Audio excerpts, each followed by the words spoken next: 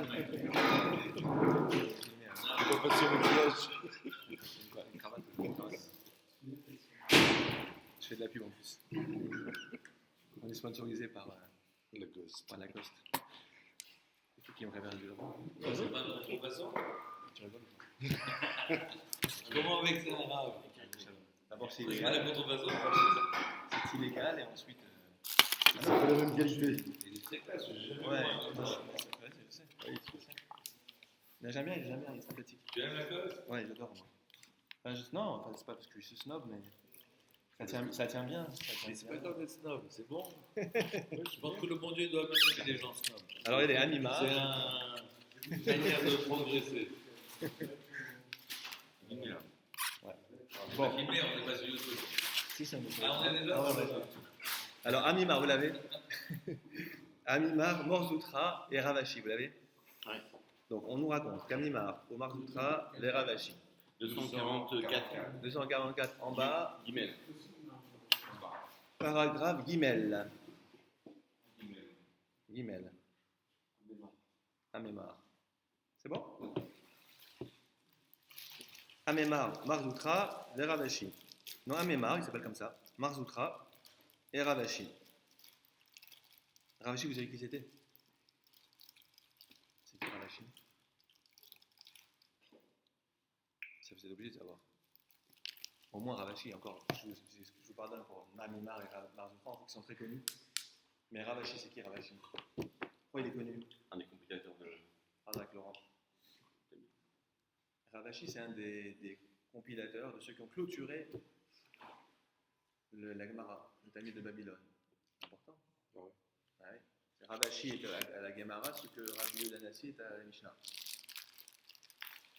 Il y avait Ravashi et Rabina. Ok? Donc c'est un des derniers, en fait c'est un des derniers Amoraïm. 500. Ouais, 5e siècle. 5, 6. 6e. Ouais, c'est la fin. C'est la clôture de la Gemara. Donc c'est important Ravashi. 6e. Ravashi, c'est important de connaître. Ok? Donc La ces Mishnah, trois c'est 220. Amoraïm, Avou Yadvé, vous l'avez? Avou Yadvé, ils étaient assis. Vous voyez, le tav araméen, c'est le shin hébreu, Yashvé, Yoshvim. Avou Yadvé, Bahadé Adadé. Donc on nous raconte que ces trois Melagmara, ces Amoraïm, étaient une fois assis ensemble. Avou Yadvé étaient assis.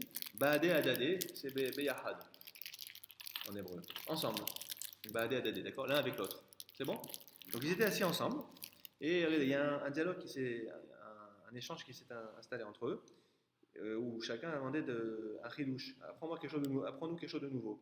Amré, Kol had vechad minan. Amré. Ils ont dit comme ça. Amré, ça veut dire ils se sont interjectés. Ils se sont dit l'un à l'autre. Kol had vechad minan, lema mileta, dela sheami ale lechavre. Kol had vechad, que chacun, kol echad vechad, que chacun, minan, mimenu de nous, d'entre nous, lema disent, lema c'est comme les morts, qu'ils disent, mileta, quelque chose, au sens d'un enseignement, dela shemiale lechavre, que ses collègues n'ont jamais entendu. C'est en fait que chacun enseigne à l'autre quelque chose de nouveau. D'accord? Alors maintenant, en fait, vous avez compris, la suite de la Gemara, ça va être que chacun effectivement va enseigner quelque chose de nouveau qu'on n'a pas encore vu, que ne connaissait pas et nous encore moins. Regardez la suite. Patar, alors on ne dit pas lequel d'ailleurs, lequel des trois. Patar had minayhu, ve'amar. Patar, évidemment, il a ouvert, il a introduit. Donc c'est celui qui a commencé et qui a entamé la discussion. Donc un a entamé la discussion, had minayhu, l'un d'entre eux. Et had mimer, un d'entre eux. Ve'amar, il a dit. Alors voilà son enseignement. Donc on est toujours dans les rêves. Donc ça va être des enseignements relatifs aux rêves. Je vous rappelle qu'on est de là depuis quelques temps déjà, on va encore y être un certain temps. Ayman, vous l'avez? Ouais. Ayman, Vechaza. Ayman, non pas Ayman. Ayman. Donc Ayman, celui qui, man, vous voyez, celui, man, qui, Vechaza, qui a vu, si on a vu Chaza, souvent Chaza, Chazon, on a un c'est ro et voir. Celui qui a vu, Helma. C'est quoi Helma? Rêve. L'araméen de Halom. Halom. Facile. Terminaison à Aleph, souvent en araméen. Terminaison à... C'est comme en hébreu presque avec le Aleph à la fin. Celui qui est arrivé. Voilà, celui qui a vu un rêve. Velo yada'a mai chaza. Mais il ne sait pas ce qu'il a vu. Alors en fait, de quoi s'agit-il? Il s'agit de quelqu'un qui a fait un rêve, mais il ne sait pas si le rêve annonce un bon ou un mauvais présage. Il est ambigu son rêve. Des fois, ça arrive des fois qu'on fasse des rêves, ils sont ambivalents. Ils nous rassurent comme ils nous inquiètent. Ils ne sont pas clairs, d'après Rachid. D'après Marcha, c'est quelqu'un qui ne se souvient pas de son rêve.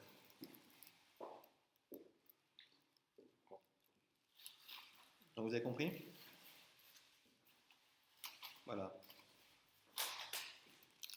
Bon. Donc en tout cas, voilà, il ne sait pas ce qu'il a rêvé. Ça l'inquiète. En fait, vous allez voir, il s'agit d'un rêve qui inquiète. Et du coup, on va essayer de le conjurer, d'y remédier. Et là, c'est connu, vous allez voir, c'est ce que je vous ai dit la dernière fois. C'est ce qu'on trouve dans les livres de prière. Vous l'avez dans le Batar Eliaou. C'est un texte qu'on lit pendant la Birkat Kohanim. C'est ce qu'on va voir aujourd'hui. Je vous ai montré la dernière fois, que peu de gens connaissent. Enfin, on n'a pas l'idée de regarder en bas, mais n'empêche que ça existe. On profite de la Birkat Kohanim où les gens répondent Amen, à l'Assemblée, pour qu'ils répondent Amen aussi à notre demande de conversion positive de ce rêve qui nous inquiète. Et donc tout ça, tout est là maintenant, regardez. Donc, quelqu'un qui a vu un rêve, il ne sait pas ce qu'il a vu, ça l'inquiète. Likoum, il se lève. Kame, kahane, devant. Kame, c'est difné. Devant kahane, kohanim, qui se lève devant les kohanim, qu'ils se tiennent en fait devant les kohanim. Be'idena defarse yedayhu. Au moment, be'idena c'est ba'et en hébreu, au moment où, defarse yedayhu, où ils étendent leurs bras, leurs mains. Au moment où ils étendent leurs mains, donc c'est l'expression qui désigne la Birkat Kohanim, d'ailleurs qu'on appelle aussi Nesiat Kapaim, l'élévation des paumes. Oui. Parce qu'ils lèvent les paumes. D'accord? Un Kohen qui ne sait pas ou qui ne peut pas lever les bras, il n'a pas le droit de bénir la communauté. Il y a des conditions rédhibitoires et d'autres qu'on peut tolérer, mais dans les conditions incontournables, il y a le fait d'étendre les bras. Donc si un Kohen n'arrive pas, il veut faire le rêve en laissant les mains comme ça, bras ballants, c'est pas valable, il veut pas. Il faut absolument étendre les bras. D'ailleurs, j'ai vu la dernière fois, il y avait des Kohanim, genre on leur a dit, ils étaient comme ça. Bof, c'est comme ça. Alors c'est vrai que c'est plus facile quand c'est un peu long, c'est plus facile comme ça. Alors, c'est par fatigue, mais normalement on ne doit pas faire comme ça avec la Kohanim. C'est vraiment étendre les bras. Et d'où on tient justement, il faut étendre les bras parce que vous n'étiez pas là tout le temps. Une transmission. On sait bien qu'en transmission, de transmettre, on perd toujours. Ouais, non, mais là, il y a une belle transmission depuis le temple de Jérusalem. La première Birkat Kohanim, c'était Aaron, dans la Torah. Mais après, c'est transmis. Donc, après, il y a plein de règles de nos sages. Mais on sait que c'était Nesiat Kapaim, il fallait qu'ils étendent les bras. Il y a toute une tradition, même kabbalistique. Ouais, Sur les doigts. Même la manière de mettre les doigts, etc. C'est très intéressant. Il y a une émission, on avait d'ailleurs qui passe bientôt, avec le Rav Raphaël Cohen, le ténor là. On a fait une émission, comme il est Cohen en plus, profiter pour qu'on fasse une émission sur la Birkat Kohanim, l'origine, etc. Ça passe bientôt. Ouais. C'est pas censé détourner de regard. Ouais. À l'origine, c'est parce que les Kohanim, quand ils bénissent les Kohanim, la communauté, on dit que la présence divine, parce que en fait c'est Dieu qui bénit à travers eux, ils servent de conduit. Et on dit que la Shérina repose sur leurs mains. Et regarder la Shérina, c'est un manque de respect, c'est de l'impertinence. Et pire que ça, on dit qu'à l'époque du Temple, celui qui regardait les mains des Kohanim, sa vue s'affaiblissait. Il perdait un peu de sa vue. C'était une forme d'insolence. Là, vous avez vu que je lui mette le talit. Alors juste si on regarde, c'est pas grave, parce qu'il y a le talit. Et bon, des fois, j'ai vu qu'il y en a qui ne mettent pas bien le talit. Encore la dernière fois. Donc on voit les bras, les mains qui dépassent. C'est un problème. Il ne faut vraiment pas regarder. Bon, je fais la parenthèse, c'est pas le sujet maintenant. Par contre, regardez, on nous dit que, voilà, ce sage, un des trois, on ne sait pas lequel, nous dit que quand quelqu'un est perturbé par un rêve, au moment où il y a les Kohanim qui bénissent la communauté dans la Chazara, la répétition de la Mida, il faut qu'ils se lèvent à ce moment-là, au moment où ils étendent leurs mains, Velema Achi, et qu'ils disent ainsi. Velema Achi, ça veut dire qu'ils disent les mots suivants. Deux points, ouvrez les guillemets, c'est là qu'on va nous dire quelle doit être sa supplique. Vous l'avez? Et c'est là que vous allez la retrouver dans Patarileu, à des nuances près. Hein. C'est pas tout à fait la même chose, vous verrez, mais ça ressemble. Voilà ce qu'il dit. Ribono Shalolam, maître du monde. Ani Shelcha, Shelach. Vachalomotai Shelach. Donc, maître de l'univers. Ani Shelach, je suis à toi, je t'appartiens. Et mes rêves t'appartiennent. Vous voyez? Vachalomotai Shelach. Shelcha. Je t'appartiens et mes rêves t'appartiennent. Halom halamti. J'ai fait un rêve. Veni yodea maou. Mais je ne sais pas ce qu'il est. C'est-à-dire, je ne connais pas sa signification. Ça me perturbe. Alors, regardez la suite. Ben shechalamti ani la'atzmi. Que j'ai rêvé de moi-même. J'ai fait un rêve directement me concernant. Ou ben shechalamti alacherim. Ou que j'ai rêvé d'autres personnes. Parce qu'il peut aussi arriver que vous fassiez un rêve sur d'autres personnes qui vous perturbent. Qui va leur arriver quelque chose, bien, pas bien, vous voyez. Donc ça peut être pour soi-même, ou pour des proches, ou de la famille, ou des amis, d'accord? Donc que ce rêve me concerne, ou qui concerne de tierces personnes, d'autres personnes. Donc voilà ce que je demande au maître de l'univers.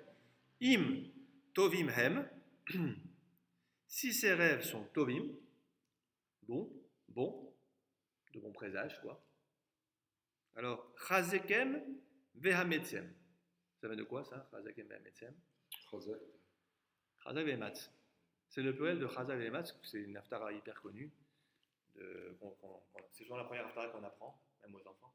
C'est celle de Simchat Torah, qui est la plus courte. Chazak vehematz, c'est quand Moshe dit à Hachem, encourage Josué dans la succession de Moshe Rabbeinu. Chazak vehematz, sois fort et courageux. Donc là, c'est le pluriel. Chazekem, c'est-à-dire que ces rêves-là, s'ils sont bons, Chazekem vahametsem, renforce-les et fortifie-les. C'est qu'ils se confirment. Comment? Kachalomotav shel Yosef. Comme les rêves de Joseph. Comment on peut savoir s'ils sont bons? On ne sait pas justement, on demande à Dieu. S'ils sont bons, qu'ils soient confirmés par Dieu. Comme les rêves de Joseph, qui se sont confirmés. Tout ce qu'il a rêvé s'est produit. Ses frères, son père, tout le monde s'est prosterné devant lui en Égypte, 30 ans. Combien de temps après, on avait vu il y avait il est parti 17, 13 et 7, 22 ans après. 22 ans après. 22 ans après. Ou 20, ouais, c'est ça, très longtemps après.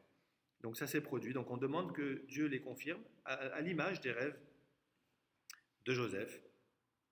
Il avait prophétisé que ses frères se prosterneraient un jour, même son père, ça c'est devenu une réalité. D'accord? Par contre, veim tzrichim refoua, mais s'il nécessite une guérison, donc vous avez compris, la guérison ici, c'est dans le sens que c'est un mauvais rêve. Il faut le guérir, ça veut dire que ça ne se réalise pas, il faut y remédier. Alors, Rephaim, Keme Mara aliédé Moshe Rabbeinu.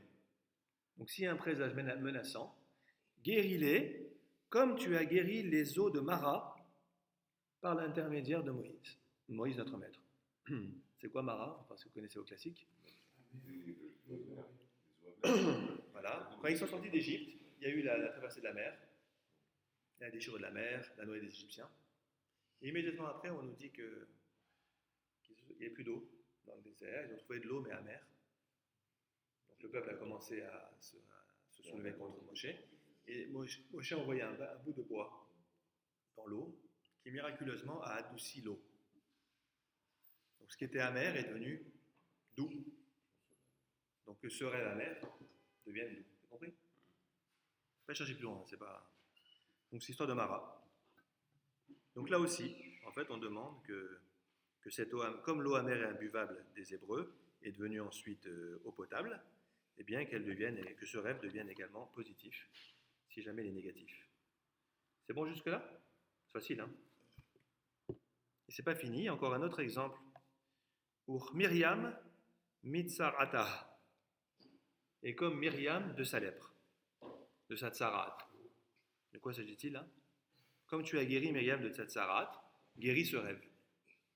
C'est quoi le Myriam et la lèpre? C'est lorsque Myriam Elle a quitté son frère. Elle avait parlé.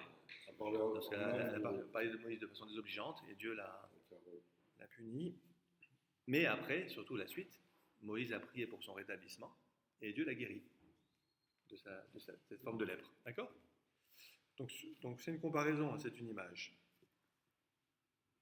Et encore un troisième exemple de guérison.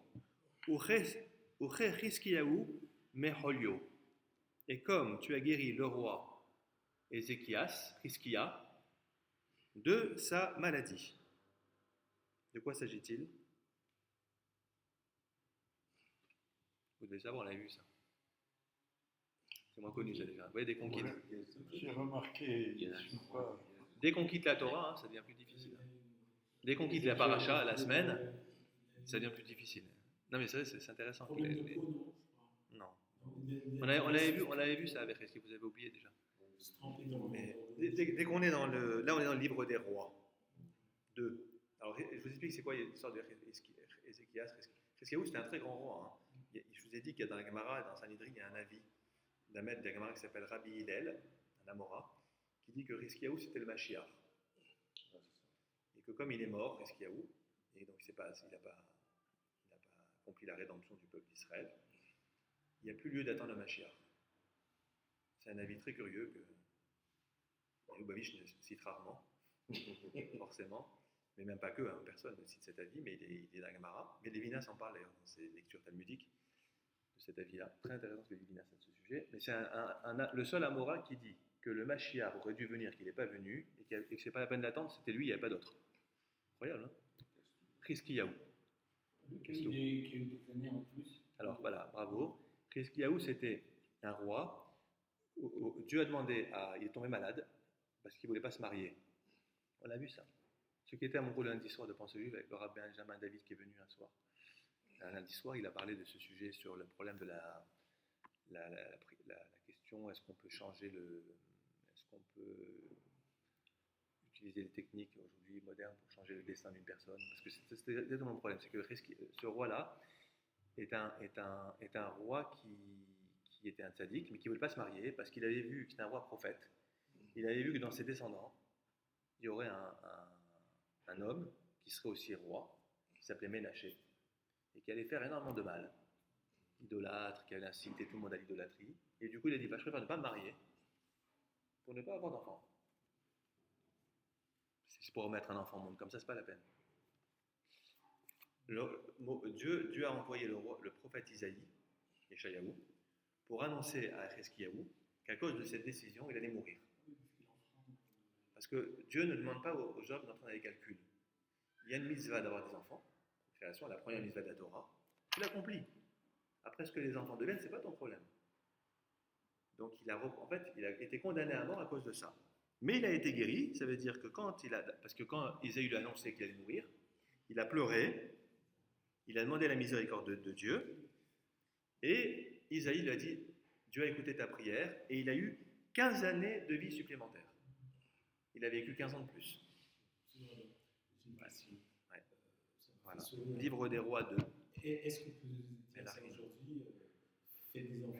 C'est vrai que c'est une mitzvah, mais si on pense avoir aucune la lettre, comme vous dites, ça peut poser problème. Parce que faites des enfants, il faut pouvoir, faut pouvoir assumer. Il ne s'agit pas d'être. Oui, bien sûr. Vous voyez, c'est pour ça que je l'esprit. Oui, non, mais c'est. Ça. Oui, mais c'est une émouna, il faut la foi. Non, je crois pas. Ah, mais lui, c'est même pas un problème de savoir s'il était roi, hein. Il n'y a pas de problème d'argent, de moyens. C'était plus un problème de morale, sachant c'était son petit-fils, je crois, ce qu'il allait devenir, ou fils peut-être, j'ai vu, Ménaché. Sachant ce qu'il allait devenir, Je ne veux pas avoir un enfant comme ça. Je veux pas un enfant qui va en plus inciter tous ces sujets à devenir des idolâtres. C'est ce qui s'est passé d'ailleurs. Hein. Pire que ça, hein, Ménaché a tué Isaïe. Il a tué le prophète Isaïe, qui était son grand-père, je crois. Il a tué, de quelle manière? Il a décapité au niveau de la bouche. Ouais. Il a fait beaucoup de mal, cet homme-là. Donc en fait, il avait raison, hein, Ézéchias. Mais où il avait tort, c'est d'entrer dans les calculs de Dieu. Mais c'est le même problème pour les enfants, ce que vous dites. On a une besoin d'avoir des enfants. Parce qu'il faut rentrer dans la question de savoir. C'est sûr qu'il faut les éduquer aussi, vous avez raison. Mais si on les a, c'est pour les éduquer. Mais en tout cas, voilà, c'est le troisième exemple qu'on donne de guérison. Vous voyez, donc comme tu as guéri le roi Hiskiaou de ses maladies. Encore un quatrième exemple. Vous allez encore moins connaître. Je m'excuse, parce que c'est encore moins connu. Quel exemple? Uchme Yericho aliede Elisha. Et comme tu as guéri Yericho, c'est Maïm, les eaux de Jéricho, aliede Elisha, par l'intermédiaire du prophète Élisée, qui était le successeur de quel prophète? Pour vraiment vous relisez tous les soirs au lieu de voir Netflix. On n'est pas trop les prophètes, c'est ça? Laissez Netflix le soir et prenez votre Bible et relisez vos classiques, je vous conseille. Non, on ne lit pas, mais c'est une erreur. Hein. C'est une erreur. C'est une erreur parce que, encore une fois, la plupart des gens, ils s'arrêtent au Chumash, Pentateuch, et encore. On a dit ça en France, on a déjà étudié. Chumash. Et alors après, c'est le vide total. Josué qui connaît, les juges. Les gens connaissent un petit peu Samson avec ses cheveux, ça c'est très. Mais bon, c'est seulement un des 15 juges. C'est pas Samuel? Non, pas du tout. On n'est pas du tout à cette époque. Non, c'est bien. On est bien après. On est après. Donc, alors, je ne vous dis pas, alors, Samuel, le livre des rois. Non, c'est vraiment, pourtant c'est super intéressant. Moi, ce qui m'avait surpris, j'avais lu le début de Josué, on a vraiment l'impression d'être dans la continuité de la Torah. Ça On se demande pourquoi elle s'est arrêtée. Ouais, bien sûr, tu as raison. C'est vrai. Exactement. Alors, c'est quoi l'histoire des eaux de Jéricho guéries par Élisha? Élie. Bravo. Il a succédé au prophète Élie, Eliyahu Hanavi. Parce que Eliyahu Hanavi, à un moment donné, il ne voulait plus. C'est un peu comme Isaïe d'ailleurs. Il a commencé à critiquer les Juifs, ses contemporains. Il a critiqué. Et le prophète Élie aussi a critiqué. Il n'en pouvait plus il était pourchassé. Je rappelle que Élie était pourchassé par Jézabel, qui était la reine, la femme de Achab, qui tuait tous les prophètes. Wanted, elle a mort tous les prophètes. Elle les tuait tous. Même quand Élie a fait le miracle du mont Carmel, auquel a assisté Achab, qui est revenu tout enthousiaste à sa femme, il lui a raconté, qu'est-ce qu'elle a répondu Jézabel? J'aurai sa tête, à lui aussi. Incroyable, pas de rien. Et donc Élie était pourchassé en fait. À cette époque, celui qui était, aujourd'hui on dit orthodoxe, juif orthodoxe, il était tué. Parce que des fois les gens disent Israël, l'État d'Israël, pas religieux, etc. Ils devraient relire leur histoire. C'est tout. Ils sauront ce que c'est qu'un État d'Israël anti-religieux, réellement. C'est pas du tout aujourd'hui, rien à voir. Aujourd'hui, on peut pratiquer sa religion magnifique en Israël. À l'époque, quelqu'un qui était pratiquant, on le tuait. Interdiction de pratiquer la Torah. Il faut être idolâtre. C'est pour ça que je vous dis de lire ça. Pourquoi je vous dis de lire? Pas seulement parce que ça vous permet de mettre en perspective les choses. Et que quand on parle d'Israël aujourd'hui, on devrait relire un peu avant de parler de critiquer Israël. Voir un peu ce qui s'est passé à l'époque des rois. Tous les prophètes, ils ont été assassinés. Tous. Bon, bien sûr, ou presque tués. Jérémie l'a failli être tué, je ne sais pas combien de fois, jeté en prison. Dès que tu avais Bien sûr. Bien sûr, c'est les faux prophètes qu'on écoutait, qui annonçaient des bonnes choses. Les prophètes de malheur, on s'en débarrassait. En tout cas, voilà. Qu'est-ce qui s'est passé? C'est quelle époque? L'époque des rois d'Israël, après le schisme, à l'époque, dans le royaume d'Israël, il y a le royaume de Juda, et dans le royaume d'Israël, il n'y avait pratiquement que des rois mécréants. Et donc, comme Élie a critiqué les Hébreux, j'en peux plus, etc., Dieu lui a dit, je ne t'ai pas nommé prophète pour accabler, critiquer, accuser, tu es là pour défendre ton peuple. Il y a même une tradition très ancienne qui dit que c'est pour ça qu'on dit que le prophète Élie est là, aux circoncisions, parce qu'il a dit à Dieu, tes enfants ont abrogé l'alliance. Ils ne respectent plus l'alliance avec toi. Ah bon? Ben, tu seras présent à toutes les alliances pour voir que c'est faux ce que tu as dit. C'est une tradition très belle qui dit ça. D'accord?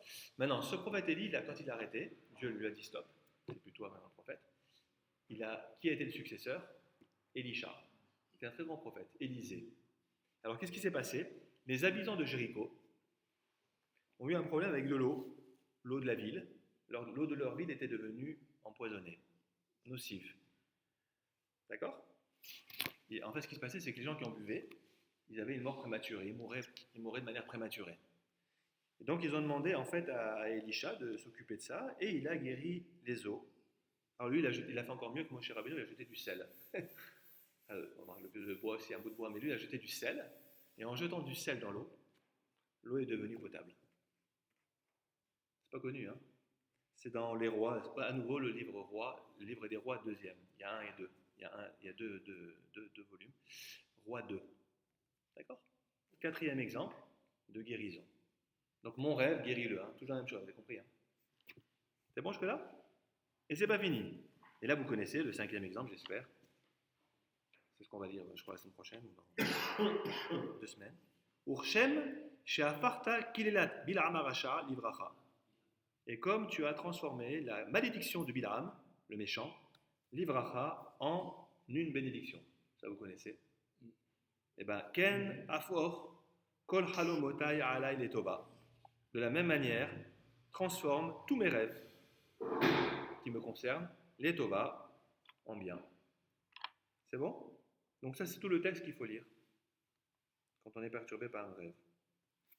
Le texte qu'il faut lire? Ouais, quand on est perturbé par un rêve. Tout ce qu'on vient de lire. Alors regardez la suite. Maintenant, on nous dit quand est-ce qu'il faut finir de lire cette supplique. Ou Mesayem, vous avez? Ou Mesayem, Bahade Kahane. Donc il faut terminer cette supplication. Il faut s'arranger en fait pour la terminer. Bahade Kahane, en même temps que les Kohanim, lorsqu'ils finissent de bénir l'assemblée. Bishmerecha, Amen. Je ne sais pas si c'était. Si, tu l'as. Ou Mesayem Bahade Kahane, Deane Tzibura, Amen. Ah oui. Vous l'avez? D'accord. Enfin, oui. En haut de la page 145. Ah, c'est en haut de la page. Ah oui,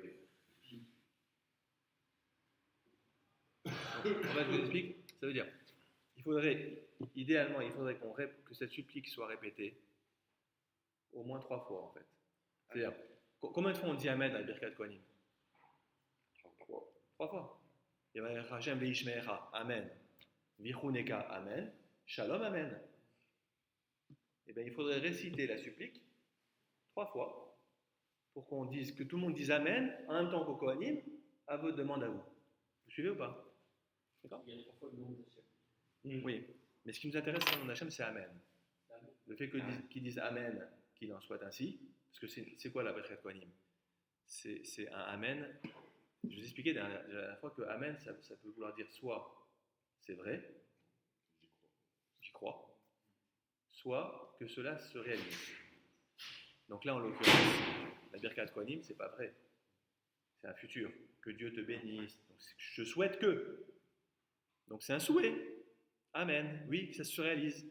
Et bien que ça se réalise aussi, que mon rêve soit converti pour le bien. Vous avez compris? Donc je profite de la Birkat Kohanim pour positiver mon rêve.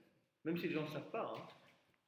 Et il faut le dire avant, pendant, en même temps. Alors, on va voir. Alors, en réalité, il ne faut pas le dire pendant que les Kohanim disent les mots. Pendant que le ministre officiant dicte. D'une manière générale, c'est une erreur que beaucoup de gens commettent ici et ailleurs. Il y a des gens qui disent des versets pour chacun des 15 mots de la Birkat Kohanim. Ces versets, si on veut les lire, il ne faut pas les lire pendant que les Kohanim disent la bracha. C'est interdit ça. Quand quelqu'un vous bénit, vous vous taisez. C'est un manque de respect. Par contre, quand le ministre officiant dicte, là on peut dire. D'ailleurs, c'est pour ça qu'on est un peu long, on fait exprès d'être long. Et si on n'est pas assez long, eh ben, il vaut mieux ne rien dire que dire ces versets. Ça marche? Je vous le dis, hein, clairement. Ces versets-là, on ne peut pas les lire, on n'a pas le temps de les lire. En semaine? Dans ces cours? Non, même, c'est plus long qu'un verset. Si, non, c'est court. Il ne faut vraiment pas compter du nombre de texte. Non, Tu fais qu'on dit. Ah oui. À chaque fois, c'est un mot, ou bien c'est un bon, ou bien il faut le C'est un peu court. Tu peux dire tout le texte entier. C'est un peu court, c'est vrai. Non, tu coupes à chaque fois, tu t'arrêtes. Tu t'arrêtes, Je t'arrêterai, et tu fais en sorte de terminer. Ouais, c'est pas non plus très très long. C'est faisable. Quand même. Alors j'ai appris quelque chose d'intéressant, c'est que dans la plupart des communautés, dans la plupart des communautés ashkénazes, en dehors d'Eretz Israël, cette supplication est récitée par toute la communauté, qu'on ait fait un rêve ou pas. C'est marrant, hein? Je vais expliquer pourquoi. Dans les communautés ashkénazes, en dehors d'Eretz Israël, tout le monde récite cette supplication quand il y a la Birkat Kohanim. Qu'on ait fait un rêve ou pas. Vous savez pourquoi? Parce que dans les communautés ashkénazes en dehors d'Eretz Israël, c'est très rare qu'on récite la Birkat Kohanim. Je ne sais pas si vous le savez. C'est Yom Tov, il y a des conditions très précises. C'est à un certain moment de l'année. Non, pas que Kippour, Pessah, Shavuot, Sukkot, jamais Shabbat, jamais en semaine. Oh ouais, je ne vais pas t'en expliquer maintenant pourquoi ce n'est pas le sujet. Donc c'est rare. Maintenant, puisque c'est rare, c'est probable qu'on ait fait un rêve ambigu pendant les mois qui précèdent la Birkat Kohanim, puisqu'elle est très rare. Donc à cause de ça, tout le monde l'a dit, cette supplique. Vous compris? Sont pratiques. Voilà. Et du coup, dans ces communautés, les Kohanim, par rapport à ta question, quand ils terminent la dernière bracha il y a 3 brachot, quand ils terminent, ils fredonnent un chant pour que les gens aient le temps de lire. Ah bon? Ouais. On le fait chez nous? Non. Ouais. Ils fredonnent un chant, sans parole, à la fin de chacun des 3 versets de leur bénédiction, pour qu'ils aient le temps de lire ça. J'ai jamais vu, hein, c'est intéressant de voir un jour. Si vous avez Ils font ça l'occasion. à l'office ashkénaze. Ah, même pas, je vous dis Shabbat, il n'y a pas.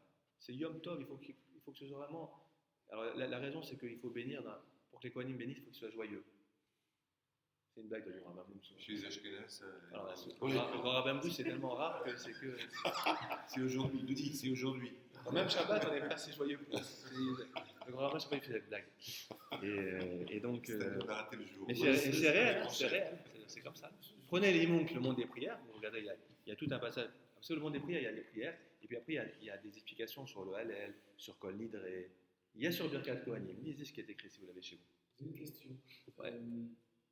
Y a-t-il une différence entre un rêve, un songe? Parce qu'il y a plusieurs termes, je crois, pour expliquer les rêves. On voit qu'avec le prophète Daniel, les rêves ont été importants à expliquer. On va en parler. On voit avec les Chaldéens, c'est ça, on verra. On va parler de Daniel. Soyez patients. On en parlera. C'est bon? Alors maintenant, on termine. Donc là, on a vu. Sinon, il faut prévenir les Kohanim qu'il faut laisser un peu de temps pour dire ces phrases, non? Si on a besoin de dire ça, il faut prévenir les Kohanim de leur laisser un peu de temps pour qu'ils puissent le dire. Parce que s'ils ne le savent pas, on n'a jamais une chance de le dire. Non, mais là, les Ashkenazim, ceux qui font ça, ils ont l'habitude, ils le savent. Alors maintenant, on termine. Veilo. Ah. Alors, Veilo et sinon. Alors, c'est quoi Veilo et sinon? C'est-à-dire que si jamais quelqu'un a terminé cette supplication avant que les Kohanim n'aient achevé leur bénédiction, il a été rapide en fait. Veilo. Les Ma'achi. Donc, qu'ils disent les paroles suivantes entre-temps. Ah oui. Ouais, en fait. C'est tellement important de synchroniser cette récitation avec les Kohanim que si jamais il a été trop vite, il rajoute une autre supplique pour terminer avec eux. Ah non, mais c'est important, hein, parce que c'est grâce à eux que ça va se convertir. Regardez. Veilo, les Ma'achi, qu'ils disent les paroles suivantes entre-temps. Le temps qui termine en fait, parce qu'il a été trop vite. Adir Bamarom, Shochen Bigvura. Adir Bamarom, toi qui es puissant, Adir Bamarom en haut. Arom, c'est en haut les cieux. Shochen Bigvura, qui réside dans la puissance, la force. Ata Shalom, Beshimcha Shalom. Tu es paix et ton nom est paix. Yirasom Ilefanecha, que soit ta volonté, Shetasim Alenu Shalom, de nous accorder la paix. Voilà. Donc tout ça pour vous dire que maintenant vous comprendrez mieux là ce qu'il y a dans la Batachli, cette prière-là. C'est bon? Et là, ils font un contresens, parce qu'ils disent s'il n'a pas le temps de réciter cette longue prière, c'est c'est une substitution. Ah, C'est interprété comme ça. Il y a deux manières de comprendre, effectivement. Il y a soit la manière de dire qu'il a été trop vite. C'est pas non seulement il n'a pas eu le temps, il a eu trop de temps. Mais vous, c'est le contraire. Oui, C'est deux versions. Vous avez deux lectures. C'est en gros. Ouais, mais c'est une autre lecture, c'est intéressant. C'est une autre lecture. Vous avez aussi une autre lecture, effectivement, qui dit que c'est au contraire. C'est que j'ai pas le temps de répondre à ta question tout à l'heure. Voilà. J'ai pas le temps. C'est trop long, j'arrive pas à Tu le résumes faire. à ça. Donc tu résumes ça. Exactement. Il faut le dire 3 fois. À chaque Chaque émission. Celle-ci, phrase. bah, si je vais trop vite, Non, oui. mais le texte, pas forcément celui-là, mais à chaque fois, il faut le dire 3 fois. Bah, Rigolo. Faut le dire. Je le dirai pour chacune des trois Pour rapports. chaque clé, 3 fois. Exactement. Ça marche? Ok, on avance? Donc là, on a eu un enseignement d'un des trois. Dans l'absolu, il faudrait le dire au moins une fois par an. Il faudrait le dire. Non, enfin, ouais, peut-être, hein, quelque part, c'est vrai. T'as raison. Ah oui. Même nous, quoi. Bah oui, clairement. Pas tort. Mais j'ai jamais vu que. On le fait jamais. Hein.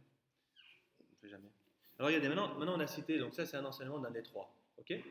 On est reste 2 maîtres de Zamoraïm. Ouais. Donc maintenant on va avoir un enseignement d'un deuxième des 3 maîtres, d'accord? Vous l'avez, Batar Idar. Idar c'est Acher, c'est l'autre. Un deuxième maître qui va parler maintenant. Batar Idar. Un autre Amora a ensuite commencé. Batar, il a ouvert la discussion et a dit, Béhamar, il a dit. Alors vous allez voir, là ça n'a plus vraiment un rapport avec les rêves. Ça a un rapport avec le mauvais œil. Pour conjurer le Ainara. Vous y êtes? Donc, ceux qui croient à Ainara, ils ont le Talmud avec eux. Parce qu'on en parle beaucoup dans les marins. Et là, c'est un des passages les plus connus, regardez. Donc, c'est pas de la superstition. Non. Après, il faut bien le comprendre, le Ainara. Si on a le temps aujourd'hui, je vous dirai comment il faut le comprendre. Si on ne veut pas que c'est une superstition, il faut le comprendre d'une certaine manière. Bon, vous allez voir, regardez la suite. Ayman, vous voyez, encore celui qui. Ayman, celui qui. Des ayel les mata.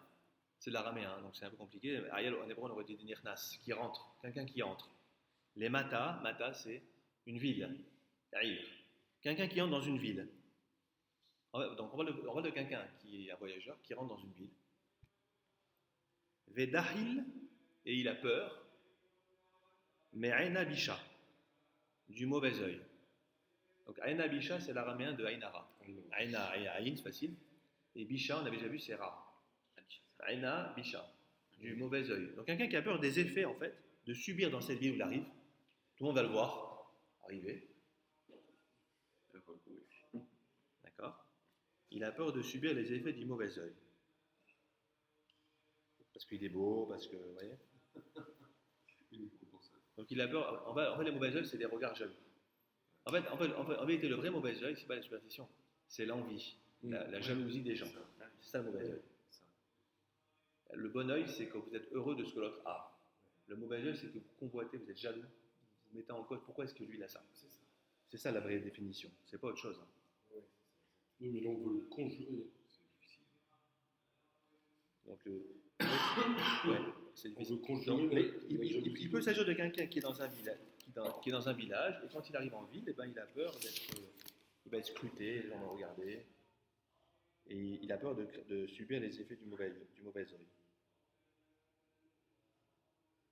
Vous voyez, alors, le Maharal de Prague dit, par exemple, j'ai une synthèse ici, il dit que le mauvais œil, c'est une force naturelle, destructrice, spirituelle plus que physique, qui est créée par l'attention jalouse que l'on fixe sur quelqu'un. En d'autres termes, quelqu'un qui vous regarde avec jalousie, ça crée une force destructrice. C'est ça le mauvais œil, dans plusieurs de ses ouvrages. Et alors, regardez, c'est intéressant, il y en a qui ont une vision éthique du mauvais œil. C'est quoi une vision éthique du mauvais œil? Écoutez bien. C'est comme ça. C'est que vous suscitez un jugement divin qui remet en cause ce que l'autre a. Ouais. C'est-à-dire qu'on réévalue son mérite. Est-ce qu'il mérite de jouir de ces bénédictions que Dieu lui a données? Et ça peut entraîner l'annulation d'éviction si jamais ce n'est pas le cas. Parce qu'en fait, des fois, Dieu, il donne sans compter, par précepte, par bonté. L'envieux, il va provoquer un jugement divin sur cette personne. Alors tout le monde me dit, oui, c'est injuste, effectivement. Mais ça veut dire que, vous avez compris, il fixe le regard dessus. Parce que quand quelqu'un reçoit des brachot de Dieu, la richesse, etc., il faut pas qu'il peut-être que parfois il peut s'en vanter, alors que non, il a reçu ça peut-être pour aider les autres. Et s'il ne le fait pas, est-ce qu'il aide assez les autres? Ça, on n'est jamais assez honnête dans l'usage que l'on fait de ce qu'on a reçu de Dieu. Donc ça, c'est éthique. C'est-à-dire que c'est ça qui créerait en fait une réévaluation de ce que j'ai. Bon, je fais la parenthèse, mais c'était quelques réflexions intéressantes sur le mauvais œil. Ça marche? Alors maintenant, regardez, cet homme-là, il arrive en ville, il a peur du mauvais œil. Regardez ce qu'il doit dire. Linkot zikpa dida dimine bida dismale. Ça, vous allez peut-être le faire après, ce cours. Qu'ils prennent le pouce de la main droite et qu'ils le mettent dans la main gauche. Non, excuse-moi. Qu'ils prennent le pouce son pouce de la main droite, bida dismale, dans sa main gauche, vezikpa dida dismale, et qu'ils mettent le pouce de sa main gauche, bida dimine, dans sa main droite. Vous arrivez ça? Oui. Comme ça. Pouce dans la gauche et le pouce. La main droite dans la main gauche. Les deux pouces dans la main Comme ça, on va opposée. Voilà. Et après avoir fait ce geste, non, c'est pas suffisant. Et après, il y a une incantation. C'est-à-dire, après avoir fait ce geste, il y a une supplique à prononcer. Mais il faut quand même faire ce geste. Et pourquoi? On est en pleine magie, là. Ouais. Et pourquoi? Ouais. Surtout à cette Pourquoi époque. faire? D'où ça sort? Vous allez voir. Et qu'est-ce qu'il fait? Mais ça peut poser problème. Je viens de lire un livre, là, justement, de Dan Jaffray, Ne pas croiser. qui parle justement de la période parmi ces Ouais, dans la Kabbale, on dit qu'il ne faut pas croiser. Vous avez déjà vu ça? Il ne faut pas croiser. Il ne faut pas croiser les C'est la rigueur. Parce que vous mélangez la bonté, la droite et la gauche. Vous mélangez les filles. Là, on mélange. Bon, je ferme la parenthèse. Bon, peu importe. Écoutez, ce qui est intéressant, c'est d'abord, bon, il y a ce geste-là, et au geste, il faut joindre une parole. Regardez, c'est quoi la parole? Vous l'avez? Velema arrive, et qui disent les paroles suivantes. Anna, Peloni, Bar Peloni. Anna, moi. Peloni, Bar Peloni. Un tel, c'est la suite. Anna, Peloni, Bar Peloni. 7e ligne. 245 en haut. Oui, 7e ligne. 7e. Donc, Anna, moi. Peloni, c'est quoi Peloni? Un tel. Un Peloni, c'est un tel, on ne dit pas le nom, c'est n'importe qui. Un tel, fils d'un tel. Anna, Peloni, Bar Peloni. Moi, un tel, fils d'un tel. On a la flemme, Peloni. Voilà. Flemme, c'est un tel. C'est incroyable. Donc c'est mythique. Mizara, regardez. Mizara de Yosef, Kaatina. Moi, un tel, fils d'un tel. Mizara de Yosef, de la progéniture, la descendance de Joseph. Kaatina, je viens. C'est bon? Alors vous allez voir en fait que les descendants de Joseph, ils sont protégés du mauvais œil. On avait déjà vu ça. Hein. Vous suivez ou pas? En fait, les descendants de Joseph ne craignent pas le mauvais œil. Ils sont à l'abri, ils sont au-dessus du mauvais œil. Donc moi, je prétends être, même si c'est pas vrai, hein, mais je me rattache à la descendance de Joseph pour être au-dessus du mauvais œil. Donc je dis quoi? Après avoir mis les pouces comme ça l'un dans l'autre, dans la main opposée. Anna, moi, Mizara de Yosef Katina, je viens de la descendance de Joseph. De la Shaltabé Enabisha, sur laquelle le mauvais œil, la Shaltabé, n'a pas d'emprise, n'a aucun pouvoir. D'où on sait, chez Neymar, comme il est dit, dans un verset qui est connu, c'est quand Jacob bénit Joseph, Ben Porat Yosef. Joseph est un fils charmant. Ben Porat Aléaïn, un fils charmant à Aléaïn, à l'œil, on va voir. Et la Gemara dit, Atikre Aléaïn, ne prononce pas les mots Aléaïn, mais Olé Aïn. Olé, ça veut dire ce qui monte au-dessus de l'œil, qui s'élève au-dessus de l'œil. Est-ce qu'on ne dit pas cette phrase au moment de la circoncision pour protéger justement l'enfant? Bien sûr, tout à fait. C'est ça. Bravo, ça vient de là. Je vois mon père en train de dire ça dans la circoncision. Tout à fait, ça vient de là. Parce que cette phrase, ce verset, la Gemara l'interprète, c'est pas le présence. Mais il interprète, parce que normalement, Aléaïn, c'est même pas sur l'œil, hein, c'est sur la source. Mayan. Ah oui, Aïn, c'est la source. La source. Mais là, on fait comme si c'est l'œil, alors que c'est la source, Mayan. Tout est déformé. Et puis, allez, c'est pas Olé, c'est pas le même mot, Olé, qui monte dessus. Donc, en fait, c'est-à-dire qu'on est au-dessus. Lui, alors c'est un Ben Pora Joseph, Ben Pora Aïn, exactement. J'avais un fils charmant, Aléaïn, un fils charmant à l'œil, peut-être. Aléaïn à l'œil. Non, c'est pas une source. C'est des bêtises. Comme Youssef. C'est comment il traduit là-bas? Aléaïn à l'œil, c'est quand on le regarde. Aléaïn à la vue. Comme Youssef, il était Comment il traduit? Échappant à l'œil. Hein? Échappant à Non, l'œil. mais avant, ça c'est la traduction de Gemara, mais avant, échappant à l'œil, c'est quoi la traduction? Non, il traduit. La traduction est vers la fin. C'est où? Oulé, ou Oléaïn. Non, voilà. Fils d'une souche féconde. Hein. Ah oui, c'est ça, je ne me suis pas trompé. Au-dessus d'une source. Oui. Fils d'une souche féconde, Joseph. Fils d'une souche. Ah oui, parce que, regarde, Ben Porat, ça vient de Piria Berivia, procréer. Fertile. Fils d'une souche féconde, Joseph. Fils d'une souche féconde, au-dessus d'une source. Aléaïn. Ne lis pas Aléaïn, mais Ouléaïn, échappant à l'œil. C'est complètement un sens différent qu'on donne. C'est bon? Voilà. Et il faut dire ça en faisant les mains. Quand tu as peur du mauvais œil. Quand tu as peur de quelqu'un qui te regarde. C'est comme ça que tu dis, Ben Pora Joseph, Ben Pora Aïn. Tu dis, ouais, mais avant tu dis, je suis la descendante de Joseph. Et, tu vois? En fait, ça veut dire que Joseph était beau, très beau. Ouais. Et je suis de cette descendance, je suis beau comme lui, et voilà, et je vais être protégé de cette beauté. Ouais. C'est bon? Il faut le faire derrière. Ouais. Bon, c'est pas très... Alors maintenant, regardez. Maintenant, il y a un mec qui n'est pas d'accord sur la source, d'où on sait que c'est de là que Joseph est protégé du mauvais œil. Il a un meilleur verset, regardez. Rabbi Yossé ber Rabbi Hanina, vous l'avez? Rabbi Yossé ber Rabbi Hanina, Rabbi Yossé le fils de Rabbi Hanina, Amar a dit, Meacha, non, d'un autre verset d'écriture. Regardez lequel, qui est connu aussi. Veidgou larov bekerev ares. Donc c'est quand Jacob bénit Joseph, il dit Veidgou larov, que les enfants de Joseph puissent, idgou, proliférer, se multiplier en abondance, larov, et comme des poissons.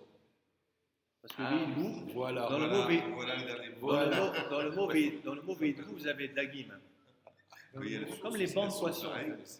Ouais, comme les bancs de poissons. Vous voyez? Ah, voilà. Et regardez la Gemara, là c'est plus le verset, c'est la Gemara. Ma dagim shebayam. De la même manière que dagim, les poissons shebayam qui sont dans la mer. Maïm mechassim aleem, l'eau les recouvre. Ve'en ain ra'a sholetet baem. Et comme ils sont couverts, on ne les voit pas, et que le mauvais œil n'a aucun pouvoir sur eux. On va jamais vérifier. Ouais, le principe c'est que si on n'est pas visible, le principe c'est que si quelqu'un n'est pas visible, il ne peut pas subir le mauvais œil. Le mauvais œil n'a l'emprise que sur ce qu'on voit. Vivons heureux, vivons cachés. Avzarosh et Yosef, il en met de même de la progéniture de Joseph. En Ainra Shetel Baem, le mauvais œil n'a aucun pouvoir sur eux. Maintenant, regardez la fin, c'est intéressant la fin, de quelqu'un qui n'a pas peur du mauvais œil des autres. Il a peur, lui, d'exercer un mauvais œil sur les autres. Il y a aussi une phrase à dire. Il n'a pas confiance en lui. Il ne croit pas en lui. Voilà. Regardez. Veidachin me'enabi shadile. Et si cette personne, elle a peur, non pas du mauvais œil des hommes, mais de son propre mauvais œil, me'enabi shadile, chez l'eau, de son mauvais œil, c'est marrant ça. Elle a peur de mettre un mauvais œil sur quelqu'un, parce qu'elle va être jalouse de ses biens, par exemple. D'accord? Il y a même un maître qui dit qu'elle a peur de son mauvais œil sur lui-même. Oui. En fait, il a peur d'être touché par le mauvais œil. Il a parlé aussi sur lui-même. Il y a une fois qu'il dit je me suis mis l'œil. Donc il a peur de son mauvais œil. Alors qu'est-ce qu'il doit dire? L'Echezé, regardez, c'est rigolo ça. L'Echezé à Tarfa d'Inchire d'Ismaël. Comment il fait? Il faut que cette personne, elle regarde la surface de sa narine gauche.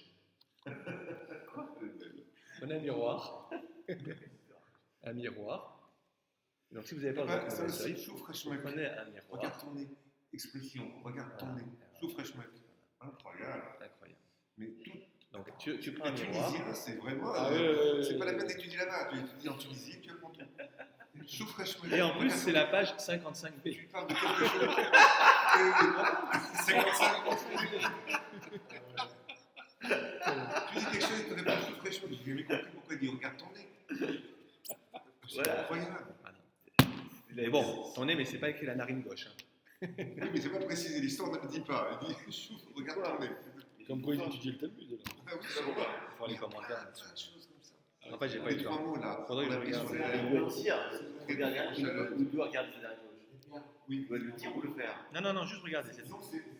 Juste regarder, c'est tout. Mais c'est même. Oui. Ah, c'est cool, là. T'as l'œil, t'as le poisson, t'as le. Je sais pas. Ça, j'ai pas. Il faudrait. Je sais pas pourquoi ici. Non, il faut. En fait, il faudrait que je regarde. Bon. En fait, il aurait fallu que je regarde avant. Parce que là, il y avait deux choses intéressantes à voir, à mon avis. Il y avait l'histoire des doigts comme ça croisés, j'ai pas regardé pourquoi.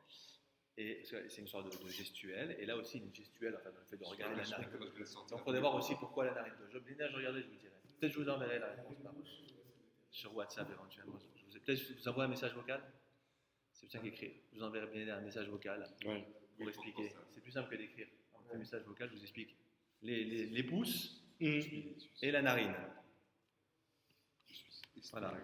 Et là, bon, comme il nous reste qu'une minute, il nous restait l'enseignement du troisième Amora. Ah, lui, il était un grattage.